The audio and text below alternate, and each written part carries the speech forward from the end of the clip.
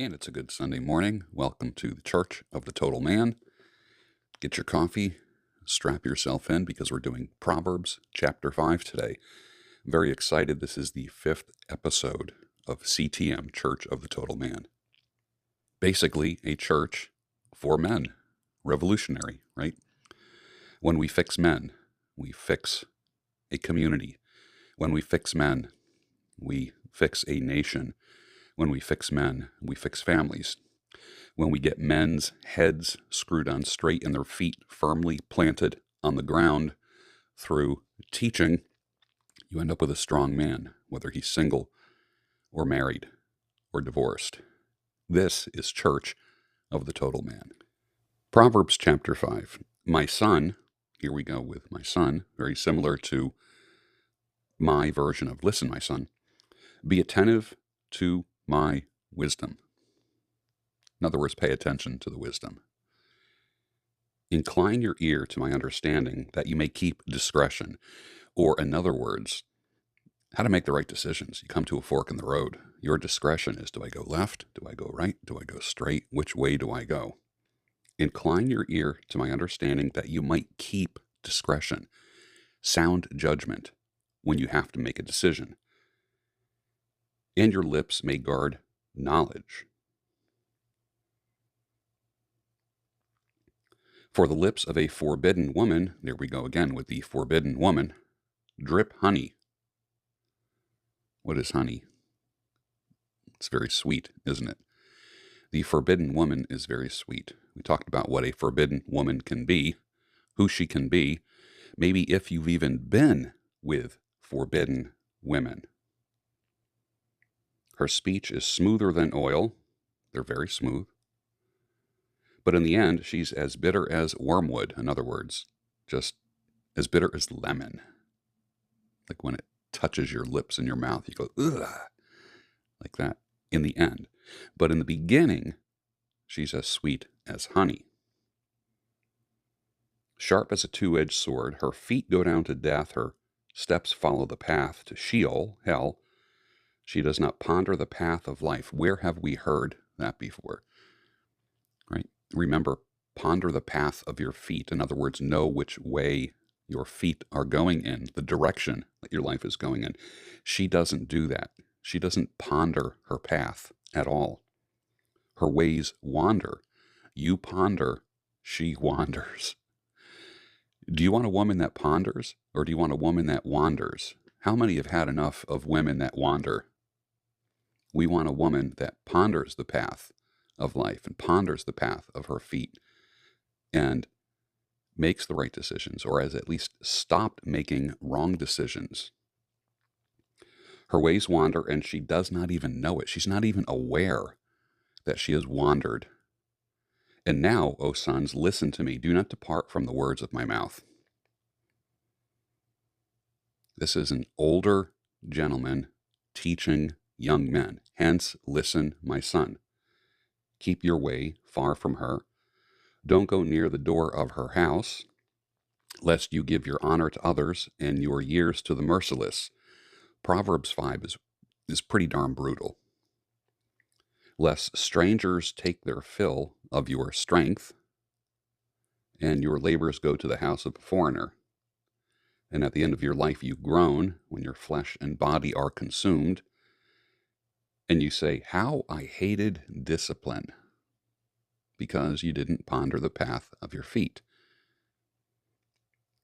You were attracted to the honey. Some people call it a honey trap.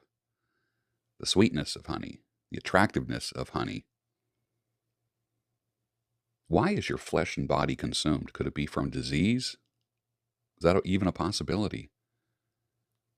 Maybe you got a disease, a sexual disease from the forbidden woman whose lips drip honey. And you say, how I hated discipline, and my heart despised reproof, teaching. I did not listen to the voice of my teachers or incline my ear to my instructors. I am at the brink of utter ruin in the assembled congregation. It's going to get heavy now. Drink water from your own cistern. In other words, look for your own woman. Don't go after someone else's woman, number one. Number two, just look at the implications. Don't go after the forbidden woman. Drink water from your own cistern. Get water from your own source. Get satisfaction and life-giving substance from your own source. Get loving, affection from your own source. Flowing water from your own well. Should your springs be scattered abroad? You've heard me use the imagery of seeds and fields and farmers and planting. Should your springs be scattered abroad? The most valuable substance in the world is in your body, that dynamic living seed of yours. Should it be scattered abroad? Streams of water in the streets? Let them be for yourself alone and not for strangers with you. In other words, you are valuable. Your seed is not for strangers, strange women, forbidden women. How many have deposited seed into women who they don't even know where they are now? Where is she? In another state? In another country? Where has your seed gone? Let them be for yourself alone and not for strangers with you. Let your fountain be blessed. Fountain, kind of a euphemism or another word for your sexual apparatus. Let your fountain be blessed and rejoice in the wife of your youth. A lovely deer, a graceful doe. Let her breasts fill you at all times with delight. Breasts are delightful. There's something about a woman's breasts that men love. The softness, the curves. I do think it's primal in the sense that they are the actual entities that fed us when we were babies. I think that's why one of the reasons why we're naturally drawn to breasts. Yet women have to take responsibility for their breasts because they just use them to attract men and to please men, and for no other reason. You've heard me talk about the moral inversion. A woman uses her body for something that God did not intend it for. The number one use of all of your sexual apparatus, ladies, if you're watching this, and I know you are, the number one use of your breasts and of your private parts is to create life. After that, fun and pleasure for your husband, your man, the person you're going to be with for the rest of your life. It's for him. You've heard me say this in the past, that God did not have to make sex feel good. But he did, because it's an incentive to procreate and to create and to build something that's going to outlive both of you as a couple. And that's life. It's a beautiful thing. If you're not creating life, and there's no reason why you can't create life, you're living in sin. Your body was meant to create life, not just to have pleasure. Men, your sexual apparatus is to create life, not just bring pleasure to yourself or put into forbidden women. And ladies, your bodies were meant to create life, not to have some rando stranger that you think cares for you just pound away for his own pleasure while you're getting off. Being celibate is a beautiful thing because you're waiting to create life. That's what you're doing. Let her breasts fill you at all times with delight. Men love breasts. We just love breasts. And there's a reason why. Be intoxicated always in her love. Beauty is a very subjective thing. If you love your woman, that's incentive. If you feel lust for her, a desire for her, that's a built-in incentive to stay together and to create life, period. The fact that it is fun and is pleasurable, that's kind of like the hidden benefit of it all. But when you look just for the hidden benefit, just for the fun, that's the inversion of the purpose. It's like using a wrench in place of a hammer. You want to hammer a nail into wood? You use a hammer, not a wrench, or the other end of a screwdriver.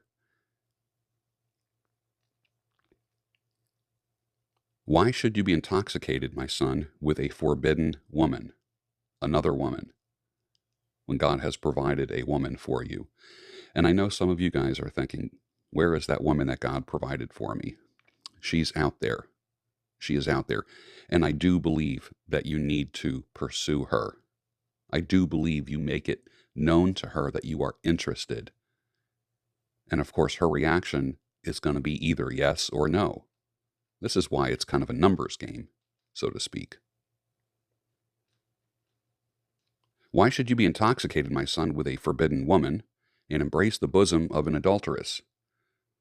Or just other women? I mean, how many breasts and bosoms have you embraced in your lifetime? Notch count, body count. Ladies, how many men have embraced your breasts? How many men's mouths have been on your body? How many hands have been on your body? How many men's apparatus have been inside your body depositing seed that you short-circuited through hormonal birth control? It's dead. Everything about it is dead. 13 seconds of pleasure, and that is it, for absolutely no purpose. There's no purpose except pleasure. And I'm not saying pleasure is wrong. Pleasure is the incentive to make life. So I encourage you, if you are together, be married. It doesn't have to be through the state. We're not going to get into that argument here. But you can make a commitment to one another. And with that commitment, you can create life. Embrace the bosom of an adulteress, the forbidden woman, for man's ways are before the eyes of the Lord. The eye in the sky. The video cameras on every corner. You can't even drive down a highway now. I know in Philadelphia, if you run a red light, even a yellow light, you end up getting a ticket in the mail from the camera that just took a picture of your license plate on your car. And they electronically detected that you did something you weren't supposed to do. It's always watching you at all times. There's cameras everywhere. That is meant to kind of keep you honest, right? For man's ways are before the eyes of the Lord. The Lord is watching. There's a lot of jokes about that. Remember the Doberman and the thief breaks in the house in the dark. And there's a bird in a cage. And the man's wandering around the house. And it's one of those talking birds that says, Jesus is watching. The man is like, what is going on? And he's filling up his sack with possessions of the homeowner. He hears again in the dark, Jesus is watching. Scares him a little bit. He just keeps stealing things and putting it in the sack. And then he finds the light in the room, flips on the light, and there's a parrot in a cage. And just below the cage is a Doberman waiting to strike. And the parrot says, sick 'em, Jesus. That always made me laugh. For man's ways are before the eyes of the Lord. God always has his eyes on us. That can be the good news or the bad news. If we're doing something good, if we're honoring God, that's a good thing. If we're not honoring God, that's not so good of a thing. Before the eyes of the Lord, and he ponders all his paths. Wait a second. Let's rewind this here. For man's ways, the things that you do, your actions, are before the eyes of the Lord, and he ponders all his paths. Wow. Again, there's that whole concept brought up again. Pondering your path. Think before you act. Think before you speak. Ponder. I use the word ponder when I talk about pipe smoking. There's many times where I will say that I fire up a pipe and I just sit there and ponder the day. I look back on my day and I think about what I did right, what I did wrong. Pondering. Make pondering great again. Thinking about things. The iniquities of the wicked ensnare him. You just get deeper and deeper in traps when you don't follow the Lord. It's very simple. Ponder the path of your feet. Listen, my son. What do we do with wisdom? We bind it around our neck like a necklace. It's always here. It's always over our heart. The wisdom is here. Don't lose this. In the beginning, it was saying just do whatever you can. Hang on to that wisdom. Tie it around your neck. The iniquities of the wicked ensnare him, and he is held fast in the cords of his sin. He dies for lack of discipline, and because of his great folly, he is led astray. Very practical teaching in the book of Proverbs, isn't there? Regarding the forbidden woman. Both man and woman need to use their bodies for what God created them for.